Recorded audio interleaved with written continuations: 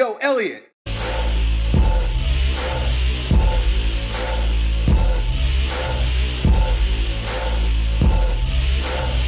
We got this question from our buddy James, who's from the UK. He says that he's a 22-year-old web developer, full-time.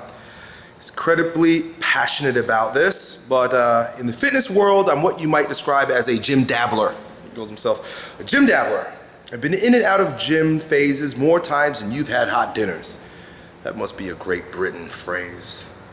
More than I've had hot dinners, which never last more than a few months at a time. People may assume that I'm not the type of person that follows through with things. In other words, saying that, you're lazy or you have ADD. But other aspects of my life disprove this. For me, fitness never enticed me like other arts and skills have, right? He didn't get all excited about it the way perhaps I do or other people do. And he's saying I'm not a lazy person, but, let me finish the question. And some people born into this world, some people born into this world to focus their time and energy elsewhere, or do you believe fitness should play a role in everyone's life regardless of their interest or passion for it? I'd really like to know what you have to say about it. Here, first of all, very first thing I want to explain to you, right, James, and with the utmost respect for your name, James, since I started thinking already, is that I place no moral judgment on you for not being as passionate about my particular brand of fitness or any of those that you've been posed with throughout the course of your exploration. Nor do I hold myself or anyone else who is passionate about fitness in the way we happen to be morally above you. We're not better than you, we're not smarter than you, we're not more morally just than you. In the same way that there should be no judgment placed on you in your position in life. But you're asking this question, so it means that you're curious about what the implications are here. So that's the very first thing. Let's level the playing field. Fitness is important because you are your fitness. You are your body. You are your mind body. You are your nervous system. You are your endocrine system. You are your muscular system. You're your skeletal system. You're your cardiovascular system. And then on top of that, or preceding that, you are your spirit, or soul, or mind. You are your consciousness. That's a scientific way of describing it. You are your consciousness. And then your whatever connection that consciousness has to the collective unconscious or the great consciousness, i.e. God. So you've got the giant consciousness that animates all of life on earth, call it what you will, the overriding consciousness, the individuated consciousness, i.e. individual human beings, brought down into physical form, which is made up of the separate systems of the body I just described to you. And then through these bodies, connected through a consciousness to a great consciousness, we do stuff. That's what human beings do. We fucking do stuff. And whatever you do is whatever you feel like you want to fucking do. I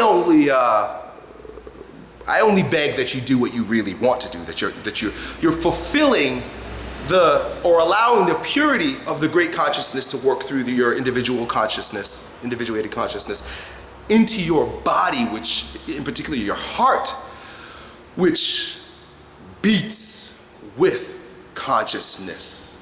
It gets that first heartbeat going. That you follow it, that you follow that rhythm, that you do what your heart asks you to do.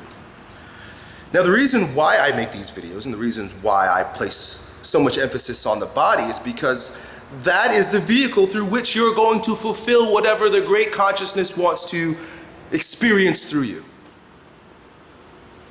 Right? If you want to be you say you're a computer engineer of sorts.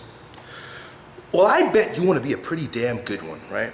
You want to be like the best you could possibly be without competition, because that's really where we start to lose ourselves in this whole game. So when we start competing against each other and measuring up ourselves against the other people. You want to be the best computer programmer that you can be, best engineer you can be. You want to be the strongest version of yourself, not the strongest version of a carbon copy of Elliott Hulse. Well, what do you bring to the table? Everything I just described, right down to the most concrete form, which is your muscular system, nervous system, circulatory system, cardiovascular system, endocrine system. Do you see? Do you see? So I'm not here to win anyone over, proselytize thighs, right? Is that how you say the word? Proselytize, just like religious people do. They want you to join their cult. I have no fucking cult. I don't want to win you over to my brand of fitness, because I don't even know what my fucking brand of fitness is. I do so many different things to enhance and to experience my time here on earth. You know, do a little bit of football, do a little bit of strongman, do a little bit of bodybuilding, a little bit of powerlifting, a little bit of Olympic lifting. I don't know. I just fucking love doing this stuff. Yoga, qigong, meditation, bioenergetics. It's all fucking shit that I love doing through my body just to experience it and hopefully enhance it. You know, a lot of it I do to enhance it. You eat a particular quality of food, your brain works a particular way. Now, fitness, in my mind, you know, of course, I always talk about 4 layers of strength. It's holistic.